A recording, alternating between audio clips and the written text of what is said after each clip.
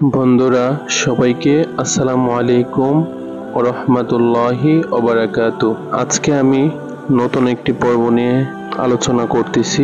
মৃত্যুকে খোঁজো, অর্থাৎ সাহসী হও, তাহলে তোমাদেরকে জীবন দান করা হবে। মৃত্যু এসে যখন মাথায় হাত রাখে তখন বাদশা ফকির উভয়ই সমান হয়ে যায়, কাউকে পার্থক্য করা যায় না।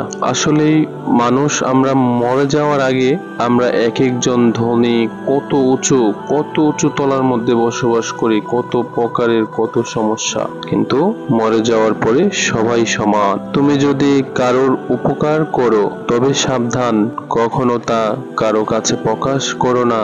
আর কেউ যদি তোমার উপকার করে তবে সাবধান, কখনো তা ভুলে যেও না। যদি কোনো দুঃখী মানুষের মনে হাসি আসে আর তার কারণটা যদি আপনি হন, তাহলে আপনি বুঝে নেবেন আপনি এই পৃথিবীর একজন গুরুত্বপূর্ণ মানুষ। আসলে সবাই কি সবার উপকার করতে পারে? এখনো কি আছে এমন মানুষ?